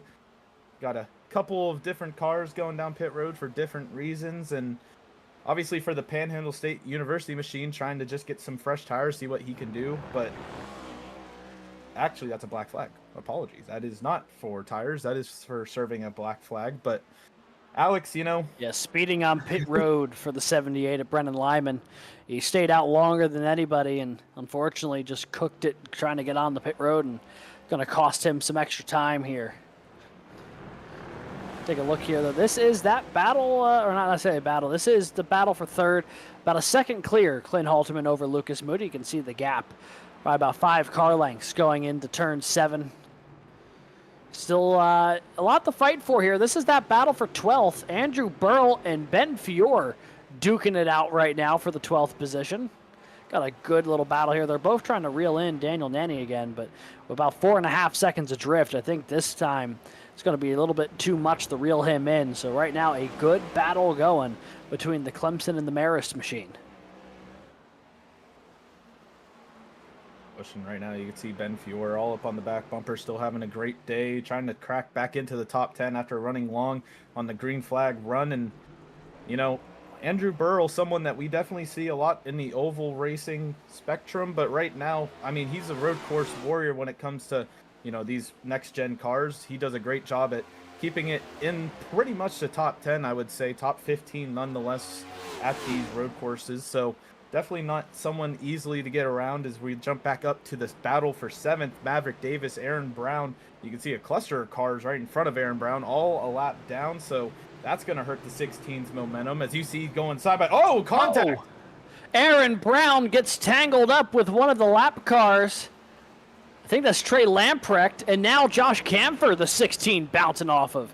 Boy, Aaron Brown got absolutely shuffled around by the lap traffic here. First, Trey Lamprecht And now Josh Camphor, and just like that, the 16 going to drop way back as Ricky Paz is off track going through turn 8. He's trying to get that car rolling again, but losing a ton of time to Jake Cummings. And now that's going to open the door as Lucas Moody also fell back off the back bumper of the 100 pretty significantly. And now Ben Fiore around Andrew Burrell for 12. A lot happening on the racetrack right now. And they say road course racing in a stock car isn't entertaining. Boy, everywhere we look, there is action on the track right now. If you're looking, I mean, especially when it comes to these lap cars, it's just causing a lot of people to get crunched together. And obviously we're seeing a result of that with a lot of these. But for these two organically battling it out for 12th, and Ben Fiore and Andrew Burrell, you know, they have been fast all day. And Ben Fiore just trying to get back to where he was to Daniel Nanny, who's 5 seconds ahead of these two. As you see, Andrew Burrell's going to keep it in line coming into 10A and B.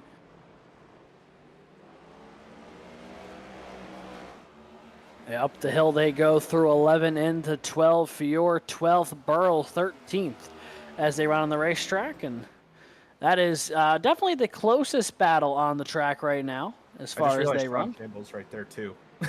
Yeah, right so it's important to note there are 14 cars on the lead, 13 cars on the lead lap right now. Going back to that battle of Fiore and Burrell, as good as they've been today, that is those last two cars in the lead lap. We saw Campbell lurking. Here's Ryan Whitlock, qualified in the 3rd position here today, and has worked his way back inside the top 10 after that early spin.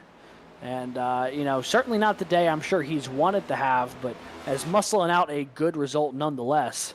So Ethan Decatur here in a battle. This is for position. This is for 26th. Michael James in front of him.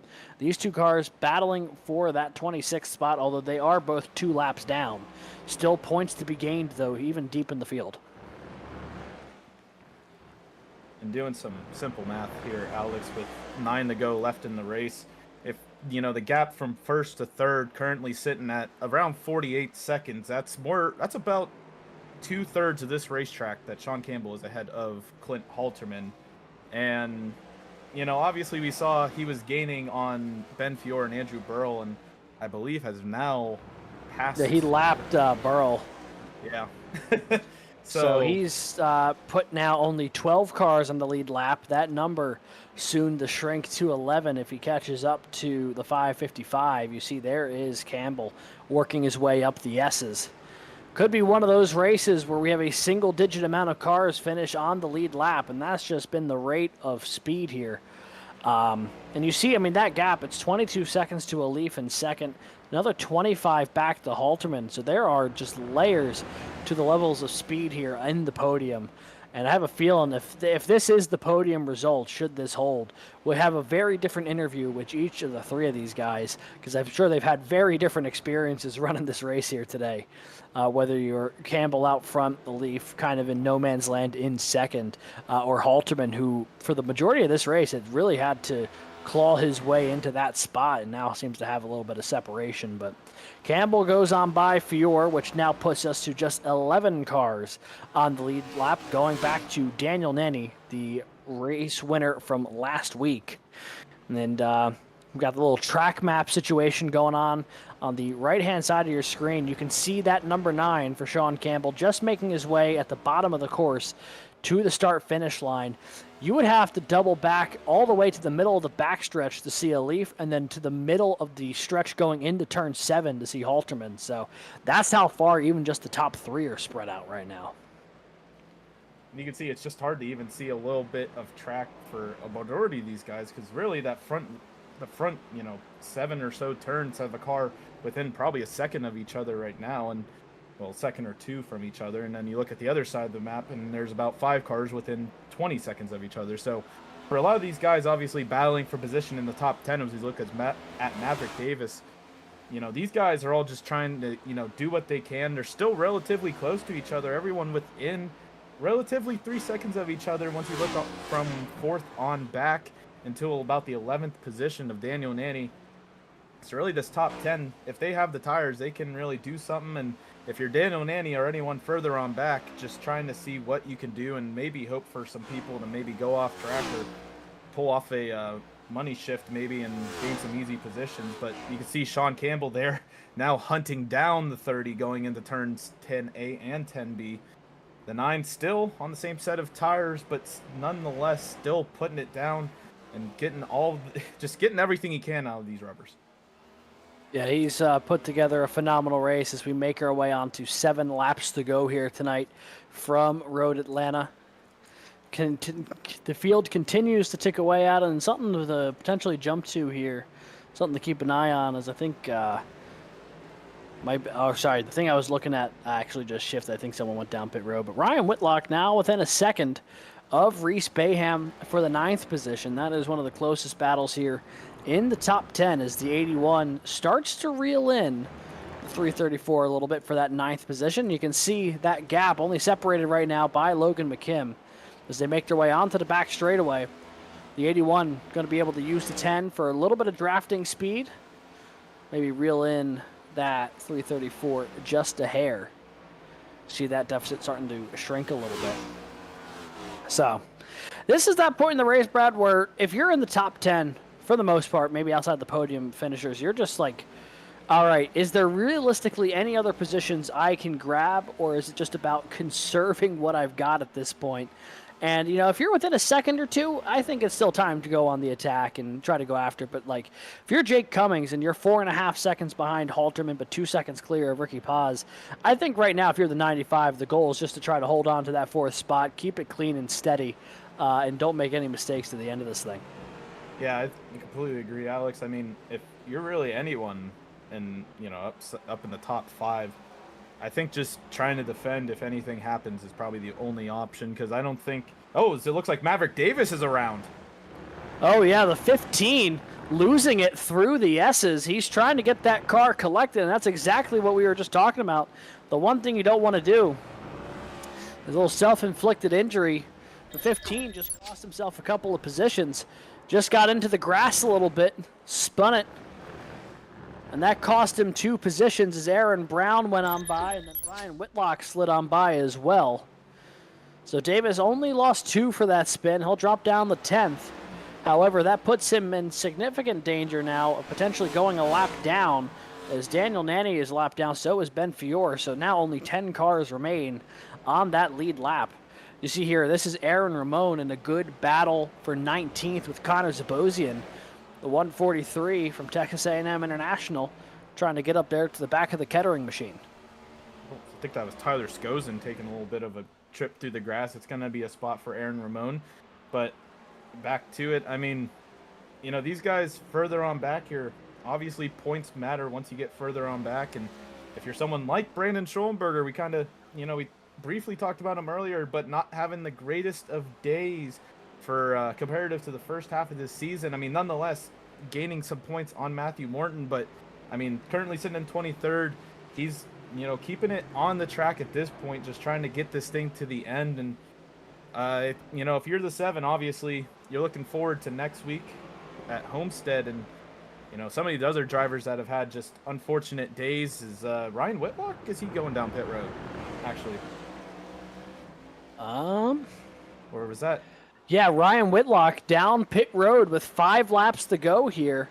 Not sure if that's a scheduled stop for the 81, but it's going to cost him a couple positions, as now Maverick Davis in danger of going a lap down to Sean Campbell down this back straightaway.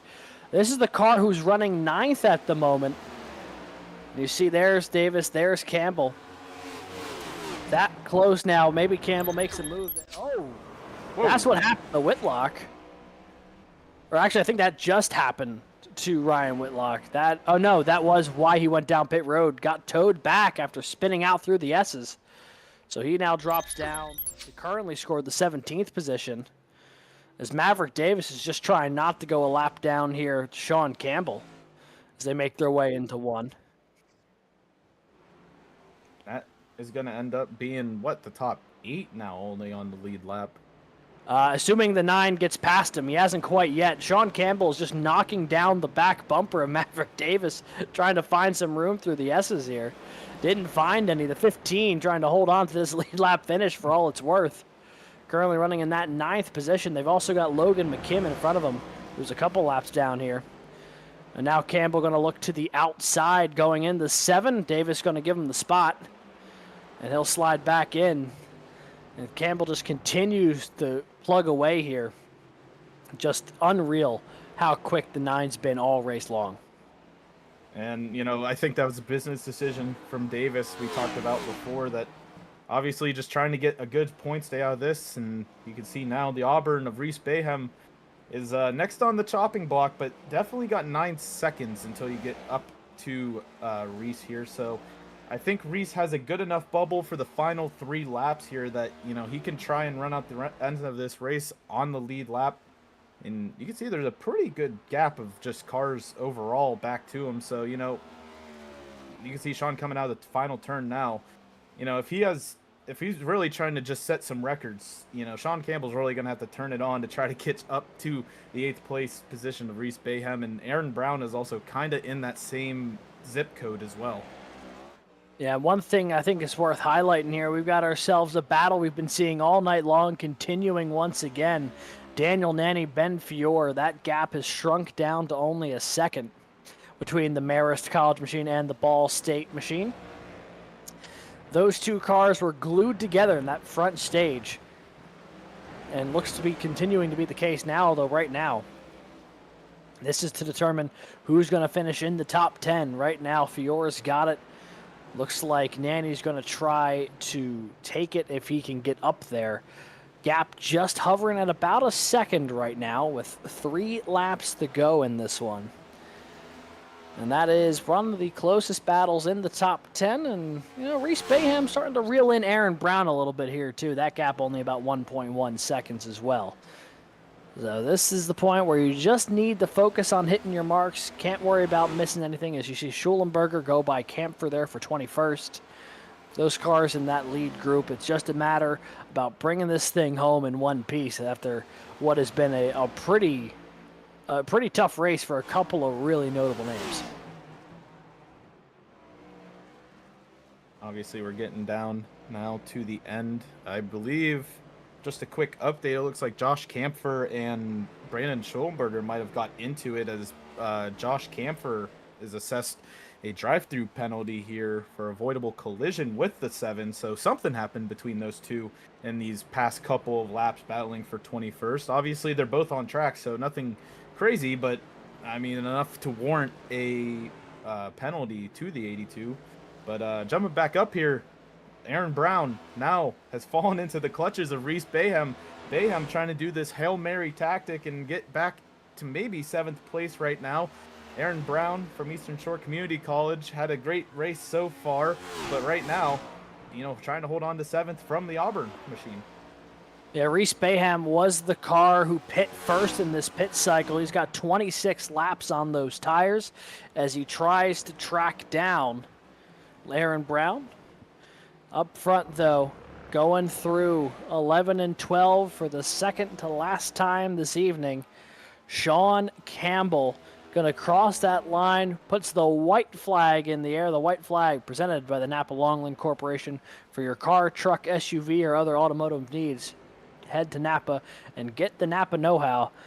And this man right there, the 9 of Sean Campbell, has the know-how getting it done right now at Road Atlanta.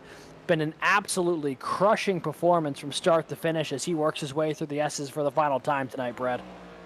Yeah, I think we've talked about him enough that everyone knows that Sean Campbell, definitely someone that is just a tier above right now on these road courses, no matter the car. And now coming through turn 6 and 7, that UNC G machine just trying to do anything. You know, you could literally probably not even full throttle it down this backstretch or really any other corner and make it to the end. And nonetheless, you know, tonight was a showing of Sean Campbell's speed, and we saw that he had glimpses in the other oval races. He's been fast, but I think obviously these road courses are where he is excelling. And nonetheless, R. Muhammad Alif and Jake Cummings, they tried to put up a fight, but Sean Campbell wins it in the end. Yeah, so here they go through 10A and 10B, up through the hill for the final time tonight. For the first time this season, UNC Greensboro's heading to victory lane. Sean Campbell, a historic win at Road Atlanta. And now we get to see what that gap back is going to be to our Muhammad Alif as Alif makes his way through 10A and 10B. The record for largest margin of victory here in the YumTwo College Cup Series, 19.823 seconds. And as Alif crosses the line, the official mark that's going to be put on the board, 24.475.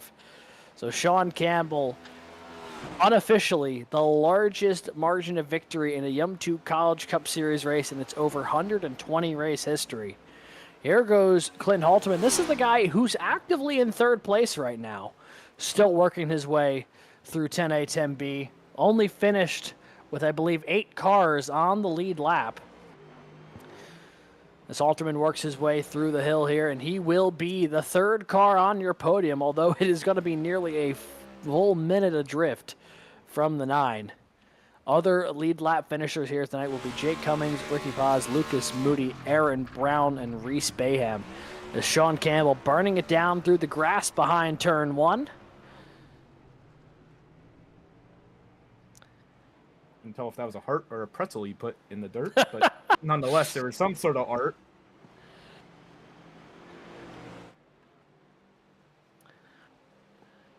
All right. Well, as he makes his way around for the victory lap here, we are going to step aside to a quick commercial break. When we come back, it will be your podium interviews and full race results. We had a lot of shuffling in this field. You won't want to miss it. We'll be back in just a moment to talk to the top 3 as well as show you tonight's results. When you're behind the wheel, you need precision, timing, and teamwork. Racing isn't a solo sport. You need your pit crew and your driver. Neither is cooking. That's why we built YumTwo. YumTwo is your cooking co-driver that lets you cook and find recipes that you'll both like with whatever preferences you have. No matter how hard or how easy it is to find recipes, we'll always have a recipe for you to pick. We're sponsoring the College Cup Series this season, but off the track, we want to sponsor your dinner. Get on the grid before launch and join the waitlist now at YumTwo.com.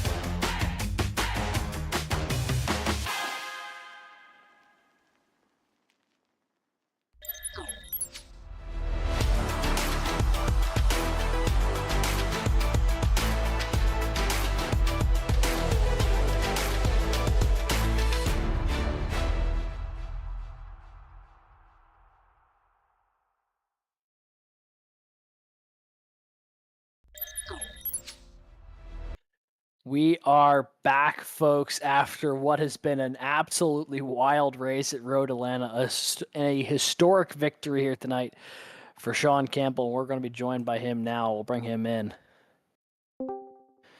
Hey there, Sean. This is Alex and Brad up in the booth. You got a copy? Yep. I tell you what, we saw the times you were running in practice, and we said, wow, that 9's fast. And then we saw you run a lap in qualifying and said, wow, he's really fast. And then we got into the actual race, and it was forget about it. Dude, you were lights out from the drop of the green flag here tonight. What about either this car, this track, or this combo felt so comfortable tonight? I don't know. It just the car was really nice. It was a bit tricky on the curbs though, but really as long as you get the throttle smooth, the tires kind of hung in there for a long time. And, I mean, that seemed to be a winning recipe for it. I mean, you were absolutely flying here tonight. I'd like to congratulate you unofficially, the largest margin of victory in a YumTwo College Cup Series race in the history of the series, which is pretty wild given that this is now its 13th season. But, I mean, you were just flying out there tonight. How does it feel being in victory lane in a night where really, like, the moment you got going, I mean, you were just gone, dude? It feels good. It's been a very long time since I won a race in CIO on the oval side. I think the last time was 2022. Sounds about right. I'm seeing on my notes here season 4 at Auto Club, which Oh, I don't know exactly okay. what year that would be, but I'm gonna guess it was probably about 2022, given that the whole thing got going around 2020. Yeah. Um, but a phenomenal drive for you, and your first here repping the UNCG colors here. Um, how has that process been switching over to University of North Carolina Greensboro now? School wise, it was fine because of like advisor stuff, but like paint wise, like in sim, uh, I didn't realize until I think the second round. I accidentally made the exact same livery that I ran for RCC because there's very similar colors. I looked at, I was like, wait a second, it looks completely identical. Well, they're going to certainly remember the UNCG machine tonight after a fantastic drive. Sean, anyone you'd like to shout out on the win here tonight? Um, the guys who run the league, obviously. Um, you know, I wish maybe the caution rules had changed. Or no, you know what? No, the caution rules are fine. Maybe they need to change the 107% rule just a touch on road courses because I don't know how fair that is. Um, yeah, I guess that's that. And Michael, Kaholic, because otherwise without him I wouldn't know about the league back in 2021. And yeah, I guess that's it. Alrighty. Well, Sean, congrats on the win here tonight, dude. Absolutely fantastic stuff. Was a thrill watching you drive out there, and we will see you next week at Homestead. All right, peace. And that is your race winner here tonight, driver of the number 9 machine, Sean Campbell, who gets it done for UNC Greensboro. And Brad is standing by with our runner-up finisher now, Ball State's Muhammad Alif. I'm down here on pit road with Ball State's Muhammad Leaf. Leaf, you got a copy? Yep, can hear you. Yep. Alrighty. Well, it's hard to say that you are the only car within a minute of the winner, but nonetheless, you had a great drive here tonight. How did you feel coming into Road Atlanta? This was your first race of this season. How did you feel with the car and the race or the course combo? I know we've been here before, but how different did it feel from that first time? I mean, I wasn't planning to race tonight. I am just like super excited because I was at Petit Le Mans like 2 days ago, so I was like, why not? Let's have some fun.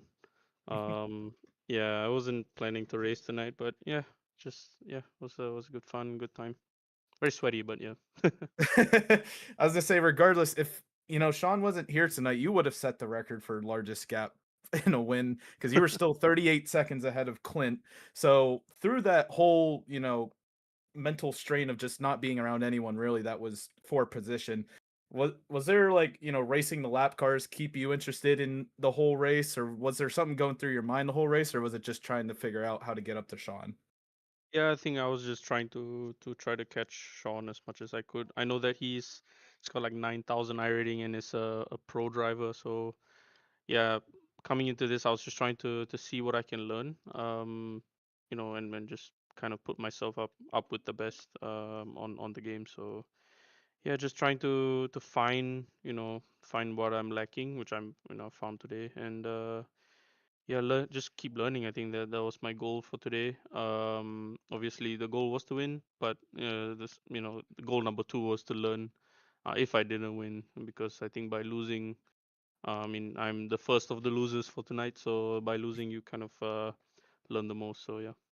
Right, trial and error, but at the same time, I mean, learning along with getting that podium position, not bad at all, if you ask me. But before we let you go here, Alif, is there anyone you'd like to shout out? Yeah, my whole team. So everyone on the oval side and the road side, our esports directors, Dan MBK. And yeah, the whole Ball State, all of Muncie, Indiana. Huge shout out to them. My family back in Singapore. My team Singapore sim racing team that I represent as well. And yeah, you guys for making it a very exciting race. Well, we try. Thank you. But nonetheless, Alif, have a great rest of your night, and we'll catch you in the next one. Thank you. See you guys.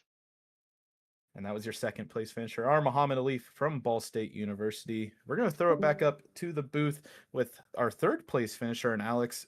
from Clint Holtzman from UNC Charlotte. Hey there, Clint. This is Alex and Brad in the booth. Got a copy? I gotcha. Well, let's talk hypotheticals for a second. If we didn't see if you guys weren't running out there with two absolute comets out there tonight, you would have been class of the field here tonight. It was a fantastic drive for you. Unfortunately, you got paired in there with two absolutely unreal road course drivers. So even though you're on the podium, you're a minute 2 seconds back of the race win. I guess got to ask you, what is your mindset like as a driver when you're having a really competitive battle? Like we saw you battling with like Cummings and Lucas Moody and some of these guys for podium positions. Like you were very much in the hunt with some of these guys. But while that is all happening, like how do you balance feeling like, oh great, I'm in third place, I'm doing pretty good with, you're a third of a minute behind like the race leaders? Yeah, I mean at this point it's kind of just I gotten used to it. At least been in the league about as long as I have. And I know Morton had a EOL, but I mean a couple seasons ago when Morton was winning when he I think won the championship or something, it was him and the Leaf battling it out, and then usually I'd come out third somehow. So and honestly, it's kind of the tale of my entire iRacing career. I feel like it's always like there's always one or two guys. Every time I join a lobby or something, it's like they're just a little bit quicker than me. It's like, dang, if those guys just didn't show up, I probably won the race. But yeah, it's just kind of like, it's like Sean's like stupid fast. Was he like 10K I rating on the road or something like that? Something like that. Yeah, it's something ridiculous. Beat Max Verstappen at the Daytona 24. I mean, he's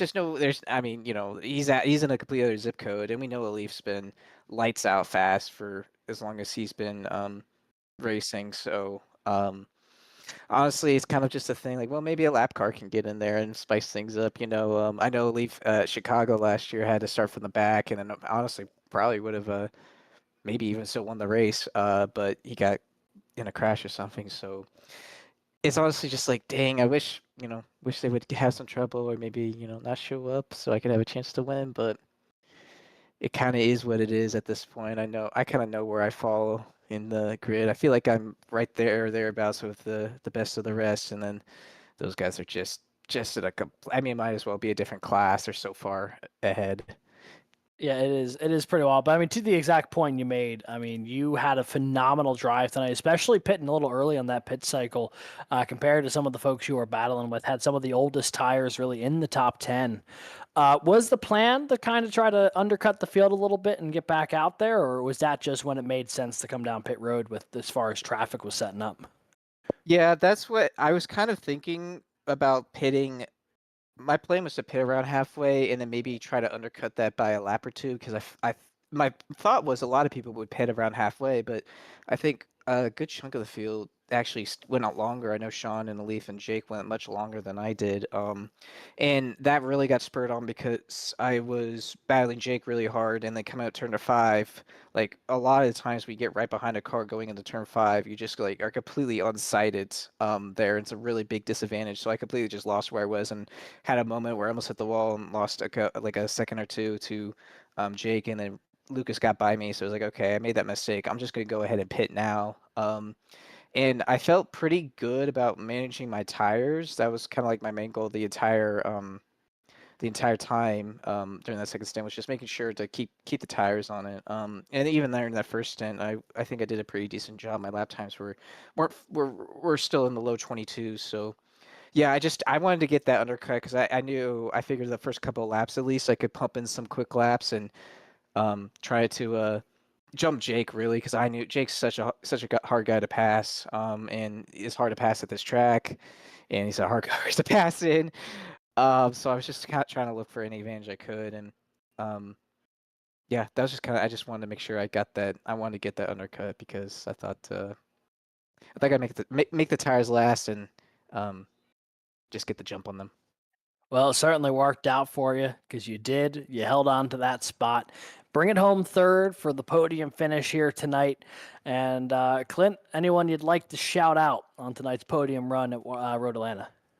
Yeah, well, I want to shout OWR, but looking at the results, doesn't look like it was the best best night for us. I know Drew didn't even show up because he was getting a pizza. But how about Andrew Burrow? Sure. Andrew Burrow in 12th place there. He had really good pace. And then Hunter also got 13th there. So yeah, give a shout out to those guys, of course. But I guess kind of I kind of want to just acknowledge at least like my season has been pretty awful lately. I won the first race and then 4 straight DNFs and then 2 straight top 5. So I don't. That's not really a shout out. That's just a fun factoid, I guess. That my average finish has got to be really awful. But I don't know. It's hopefully we're trying to. It's been a very boomer bust season It for you. really feels has like. 3 top 5s, 4 finishes outside the top 30. So I don't know what's going on there, but yeah. Then of course, shout out to you guys for putting on the race tonight. Alrighty, well, Clint, if the records are any indication, if you're going to try to keep splitting that 500 mark of DNF or top 5, I think your odds look pretty good for Homestead. We'll catch you Yeah. next week, and congrats on the run here tonight. All right, thank you guys. And that is your 3rd place finisher here tonight, driver of the 100, Clint Halterman for UNC Charlotte. And that is going to bring us to tonight's final race results, unofficial race results, that is, but at least how they finished on the grid here tonight. Your winner, of course, was the 9 of Sean Campbell for UNC Greensboro, 24.475 seconds ahead of Ball State University's R. Muhammad Alif, who, from the sounds of things, was only kind of half interested in even showing up to this race, and then he did, and cooked everyone in the field not named Sean Campbell. And to what Clinton was saying earlier, I mean, Sean Campbell, so good at iRacing on the road courses. He beat Max Verstappen in the 24 Hours of Daytona. Jake Cummings finishes 4th here tonight for Converse, just ahead of Ricky Paz. Lucas Moody finishes 6th here tonight for Ball State.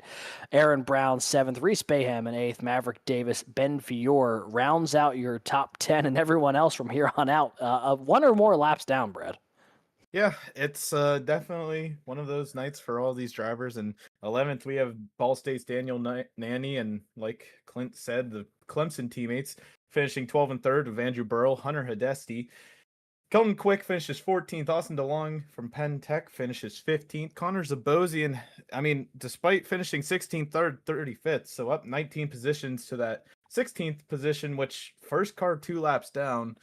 And then you can see the rest of the field here. Aaron Ramon, Trey Lambrecht, Tyler Skozen, and Brandon Schoenberger round out your top 20. Yeah, 21st tonight, Edward Sanchez. 22nd, Josh Camphor. Brian Ferretta finishes 23rd for Embry Riddle. Brennan Lyman will finish 24th after that late speeding penalty. Michael James, 25th for Drexel. Logan McKim, the first of cars, 3 laps down here for St. Clair College. Lee Winters finishes 27th for Vincennes. Roman Suarez for Santa Monica, 28th. Cade Corbin and Ryan Whitlock, a pair of teammates, finishing 29th and 30th. You see the rest of the field that was able to qualify here today of Ethan Decatur, Nick Stockner, Edwin Onofre, Wesley Shaw, Alex Jones, Garrett Vighton, and rounding out your running order is Matthew Morton from Ohio State. You can see the rest of those drivers who did not make the show here today because of that 107% rule that we talked about at the very beginning of the race. And also Sean Campbell's just pure speed. Yeah, so that is going to shake up the points pretty significantly. We'll have that for y'all next week. But with Edwin Onofre and Matthew Morton having issues here tonight, that is 2 of the top 5 cars, actually 2 of the top 4 in points, who had some issues here tonight. So that is certainly going to shake things up a little bit. Big win here tonight for Sean Campbell. Should definitely get him into the top 10 in points, I'd have to imagine. But Brad, before we queue up what's coming up next, any final thoughts from Road Atlanta? It was certainly an odd one. Yeah, definitely. I mean, after the first 2 cautions, I think everyone was getting back into the flow of things and what everyone expected to do here at Road Atlanta. And obviously, like you said, Alex, I'm pretty sure everyone that was in the top 10, well, not everyone, but majority of the top 10 did not have a good day today. So I think the standings are going to look a little funky when next week rolls around. But, you know, Homestead's next week, back to a lot more, you know, what these drivers are used to right before they go to Martinsville, which has not been seen in a long time in the CIL, but nonetheless back to at least some sort of semblance in Miami. Yeah, about to say, last time we saw Homestead, last season, the last time we saw Martinsville, I want to say was Season 8. That was the Gen 4 season. We've never seen him here in the next gens. And that might be for good reason, but we'll find out in 2 weeks' time. But coming up next week, folks, we are going to Homestead Miami Speedway. That should be an absolutely awesome race. It's a fantastic track. These cars race it really well. 2-3 grooves of racing. I mean, you put that car anywhere, you're going to find some speed. That show starts at 8:45 Eastern right here on the CIL YouTube. You won't want to miss that. Also coming up this week, 2 different races this week on the channel, both at Road Atlanta. Funny enough, this is just Road Atlanta week in honor of Petit Le Mans being a couple days ago. On October 15th, this Wednesday, that show starting at 8:45 p.m., the Collegiate Sports Car Challenge has their 3rd race of the season. And that is Wednesday, October 15th. You won't want to miss that. And then the day after, Thursday, October 16th, the Formula College Series will take the Indy cars out here. That show starting at 8:45 Eastern. Full week of Road Atlanta out here. This should be an absolutely awesome time. Check out the Collegiate Sports Car Challenge. Check out the Formula College Series. If you haven't already, subscribe so you don't miss the notification when those races go live. And otherwise, I guess we'll catch you all next week at Homestead, at least for Brad and I, for producer Lee Kane, all the admins and drivers and the stewards here in CIL. I want to thank you all so much for watching. It's been an absolute joy having you here with us tonight to catch a little bit of road course action. And as for all that, well, I suppose we'll